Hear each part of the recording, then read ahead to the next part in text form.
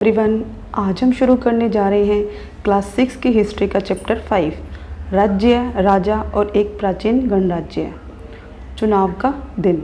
जब शंकरन उठा तो उसने देखा कि उसके नाना नानी वोट डालने जा रहे थे। दरअसल वे चुनाव केंद्र पर सबसे पहले पहुंचना चाहते थे। शंकरन जानना चाहता था कि आखिर वे इतने उत्साहित क्यों थे। उसके नाना जी ने उसे जल्दी में समझाने की कोशिश की और कहा, आज हम अपने शासकों का चुनाव करने जा रहे हैं।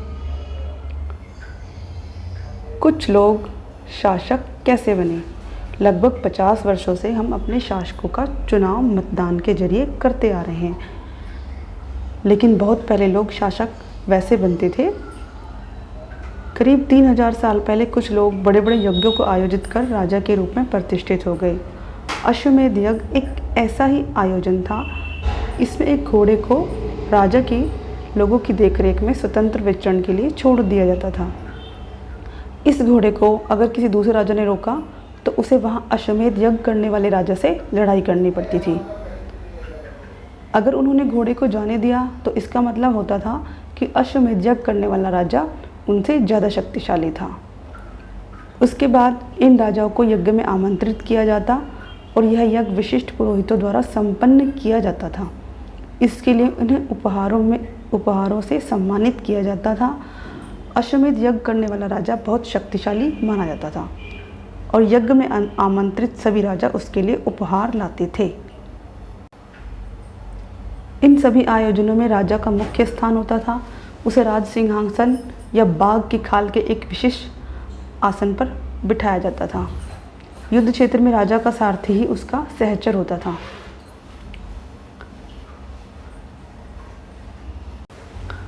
राजा के सगे संबंधी, खासकर उसकी रानियां तथा पुत्रों को भी छोटे छोटे अनुष्ठान करने होते थे। अन्य सारे आमंत्रित राजाओं को सिर्फ बैठकर यज्ञ की पूरी प्रक्रिया को देखना होता था। राजा के ऊपर पुरोहित पवित्र जल के छिड़काव के साथ साथ अन्य कई अनुष्ठान करता था।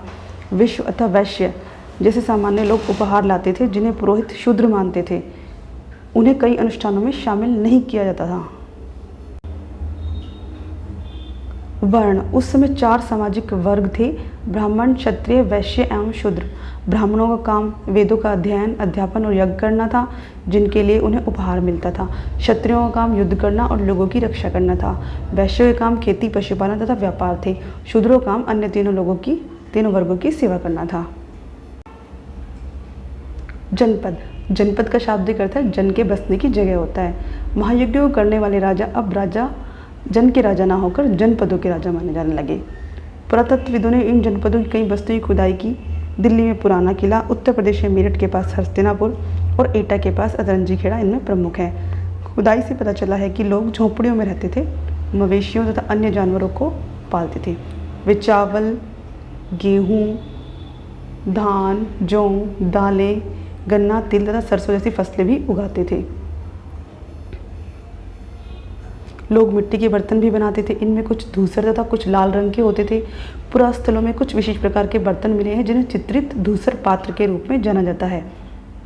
बर्तनों पर चित्रकारी की गई है। महाजनपद। करीब 25 साल पहले कुछ जनपद अधिक महत्वपूर्ण हो गए। इन्हें महाजनपद कहा जाने लगा। अधिकतर महाजनपदों की एक राजधानी होती थी।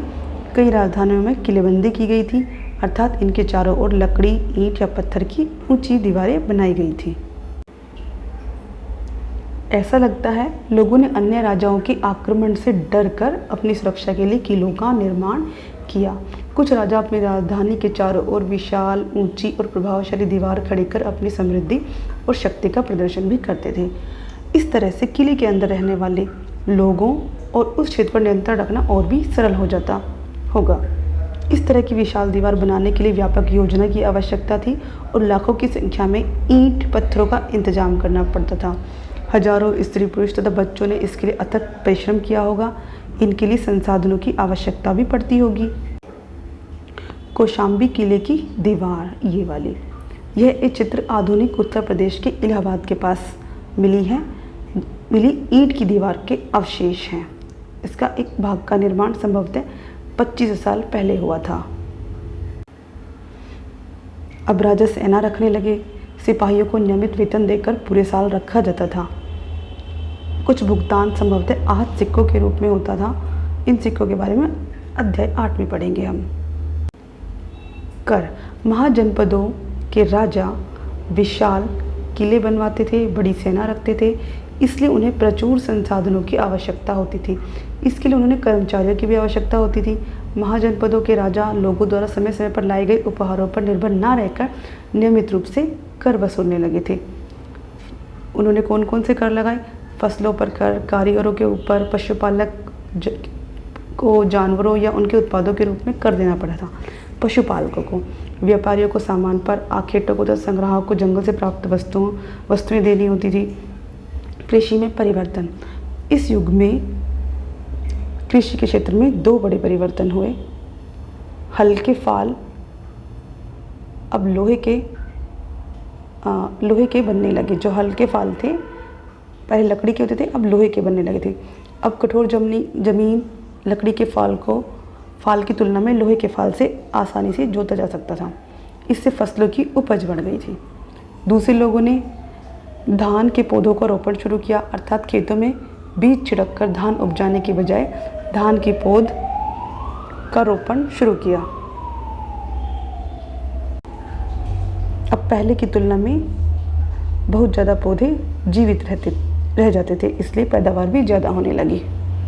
सूक्ष्म निरीक्षण। मगध। लगभग 200 सालों के भीतर मगध सबसे महत्वपूर्ण जनपद बन गया और गंगा, सोन जैसी नदियाँ मगध से होकर बहती थी। यातायात, जल वितरण और ज़मीन का उपजाऊ बनाने के लिए बहुत महत्वपूर्ण थी। मगध का एक हिस्सा जंगलों से भरा था। इन जंगलों में रहने वाले हाथियों को पकड़कर उन्हें प्रशिक्षित कर सेना के काम में लगाया जाता था। जंगलों से घर, गाड़ियाँ तथा रथ बनाने की लकड़ियाँ मिलती थी। इसके अलावा इस क्षेत्र में लौह अयस्क की खदानें और मजबूत औजार और हथियार बनाने के लिए बहुत उपयोगी थे। मगध में 2 बहुत ही शक्तिशाली शासक बिंबिसार तथा अजातशत्रु हुए। अन्य जनपदों को जीतने के लिए वे हर संभव साधन अपनाते थे। महापद्मनंद एक और महत्वपूर्ण शासक थे। उन्होंने अपने नियंत्रण को इस क्षेत्र के उपमहाद्वीप के उत्तर पश्चिमी भाग तक फैला लिया था। बिहार में एक राजगृह कई सालों तक मगध की राजधानी बनी रही। बाद में पाटलिपुत्र, आज का पटना, को राजधानी बनाया गया। 2300 साल पहले की बात है कि मैसिडोनिया का राजा सिकंदर विश्व विजय करना चाहता था। पूरी तरह सफल न होने पर भी वह मिस्र और पश्चिमी एशिया के कुछ राज्यों को जीतता हुआ भारतीय उपमहाद्वीप में व्यास नदी के किनारे तक पहुंच गया। जब उसने मगध की ओर कूच करना चाहा तो उसके सिपाहियों ने इनकार कर दिया। वे इस बात से भयभीत थे कि भारत के शासकों के पास पैदल रथ और हाथियों की बहुत बड़ी सेना थी। वज्जी। मगध एक शक्तिशाली राज्य बन गया था। उसके नज़दीक ही वज्जी राज्य था जिसकी राजधानी वैशाली थी। यहाँ एक अलग किस्म की शासन व्यवस्था थी जिसे गण या संघ कहते हैं। गण या संघ में कई शासक होते थे। इसमें से प्रत्येक व्यक्ति राजा कहलाता था। ये सभी राजा विभिन्न अनुष्ठानों को एक साथ संपन्न करते थे। सभाओं में बैठकर बातचीत, बहस, वाद के जरिए ये कार्य करते थे। क्या करना है, किस तरह करना है, शत्रु के आक्रमण से निपटने के लिए चर्चाएं करते थे। स्त्रियां, दास तथा कर्मकार इन सभाओं में स्थान नहीं ले सकते थे।